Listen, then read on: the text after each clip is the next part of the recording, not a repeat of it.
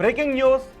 తెలంగాణలో లిక్కర్ తయారీ కేంద్రం పేరుతో ఘరానా మోసం గుట్టు బయటపడింది. నిందితుడు పారిపోతూ ఉండగా ఎల్ఓసి జారీ చేసి పట్టుకున్నారు హైదరాబాద్ సిసిఎస్ పోలీసులు.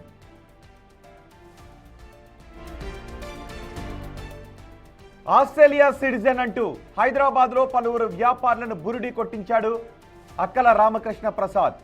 బెవరేజెస్, గోదాం, పబ్లు, లిక్కర్ లైసెన్సులు ఇప్పిస్తానంటూ కోట్ల రూపాయలు వసూలు చేశాడు. వ్యాపారి నరేంద్ర ఇచ్చిన ఫిర్యాదుతో కేసు నమోదు చేసిన హైదరాబాద్ సిసిఎస్ పోలీసులు రామకృష్ణ పారిపోతూ ఉండగా ఎల్ఓసి జారీ చేసి పట్టుకున్నారు. నరేంద్రకు బెవరేజెస్ ఫ్యాక్టరీ పెట్టిస్తాను అంటూ 1,30,00,000 రూపాయలు విడతల వారీగా వసూలు చేసి పారిపోయాడు నిందితుడు. అతని తండ్రి వరప్రసాద్ మరో నిందితుడు విక్రమ్ కోసం స్పెషల్ టీం ఏర్పాటు చేసి పోలీసులు గాలిస్తున్నారు.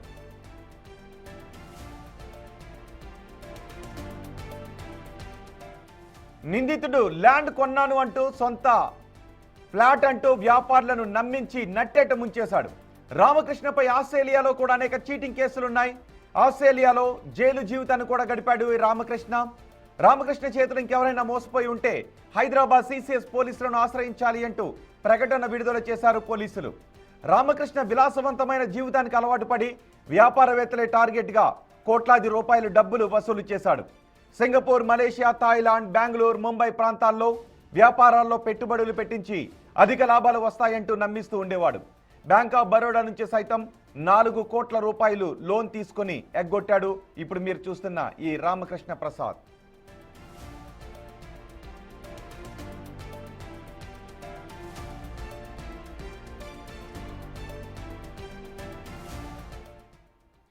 ఈ రామకృష్ణ చేసిన మోసాలపై మరింత సమాచారం మా ప్రతినిధి సురేష్ అందిస్తారు.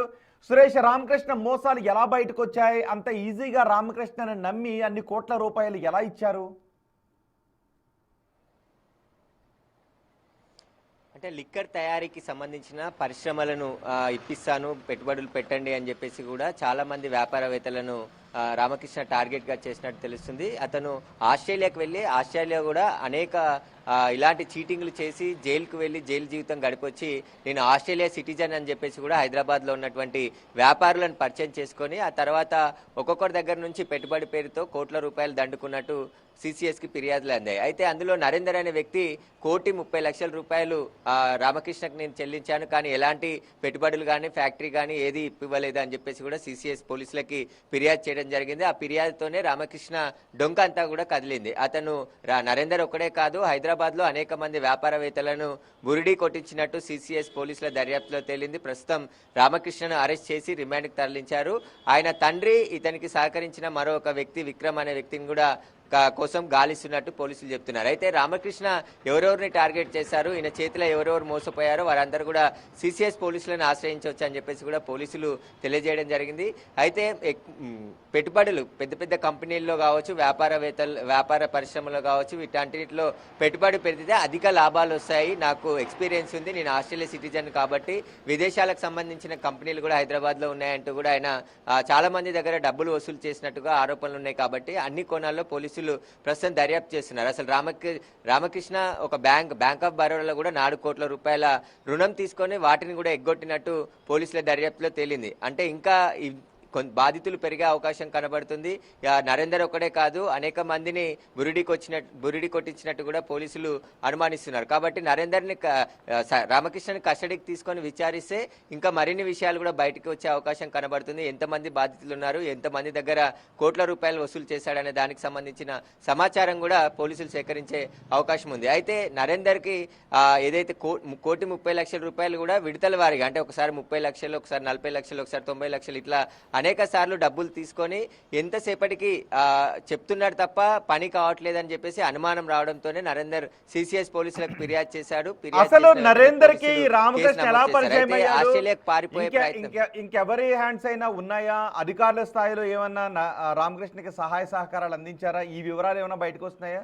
అంటే రామకృష్ణ అరెస్ట్ తర్వాత మరికొందరు పెద్ద తలకాయలు ఏమైనా బయటకు వచ్చే అవకాశం ఉందా? అంటే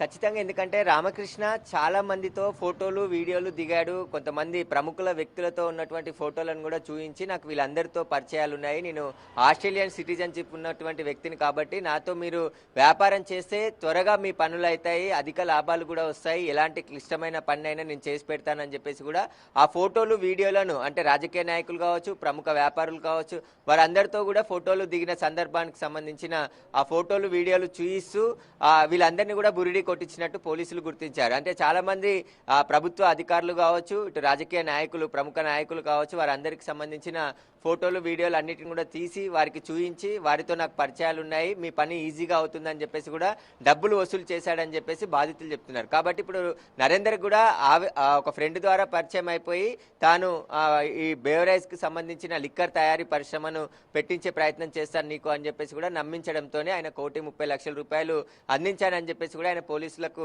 ఫిర్యాదులో పేర్కొన్నాడు. కాబట్టి ఇప్పుడు రామకృష్ణను కస్టడీకి తీసుకొని విచారిస్తేనే ఇతని వెనకాల ఎవరున్నారు, ఎవరెవరు సహకరించారు, ఇంకా ఎవరైనా పెద్ద తలకాయలు ఉన్నారనే దానికి సంబంధించి కూడా పోలీసుల దర్యాప్తు జరిగే అవకాశం ఉంది. రైట్ సురేష్, తెలంగాణలో లిక్కర్ తయారీ కేంద్రం పేరుతో ఘరానా మోసం జరిగింది. ఆ మోసం ఇప్పుడు బయటపడింది. ఇప్పుడు మీరు బిగ్ టీవీ స్క్రీన్ పైన చూస్తున్న ఆ వ్యక్తి పేరు రామకృష్ణ. తను ఆస్ట్రేలియా పౌరుణ్ణి అని చెప్పి, తనకు చాలా మందితో మంచి పరిచయాలు ఉన్నాయని చెప్పి ఇక్కడ లిక్కర్ పరిశ్రమలు పెట్టిస్తాను అని కొంతమంది దగ్గర కోట్ల రూపాయలు వసూలు చేశాడు. దాంతో సొంత ఆస్తులు కొనుక్కున్నాడు. ఆ ఆస్తులను కొన్ని బ్యాంకుల్లో తనఖా పెట్టి బ్యాంక్ ఆఫ్ బరోడా నుంచి కూడా సుమారు 4 కోట్ల రూపాయలు తీసుకున్నట్టుగా తెలుస్తోంది. ఇప్పుడు నిందితుడు పారిపోతున్న సమయంలో ఎల్ఓసి జారీ చేసి పట్టుకున్నారు హైదరాబాద్ సిసిఎస్ పోలీసులు. అయితే ఆస్ట్రేలియా సిటిజన్ అంటూ చెప్పి ఇక్కడ ఈ స్థాయిలో ఎలా మోసాలు చేయగలిగాడు, ఎవరెవరు ఆ రామకృష్ణకు సహాయ సహకారాలు అందించారు అనే విషయంపై కూడా పోలీసులు ఆరా తీస్తున్నారు. బహుశా రామకృష్ణ విచారించిన తర్వాత కొంతమంది పేర్లు బయటకు వచ్చే అవకాశం ఉంటుంది. అతని తండ్రి వరప్రసాద్, మరో నిందితుడు విక్రమ్ కూడా ఈ కుంభకోణంలో ఉన్నట్టుగా తెలుస్తుంది, స్కామ్లో ఉన్నట్టుగా తెలుస్తుంది. వారి కోసం స్పెషల్ టీం గాలిస్తూ ఉంది.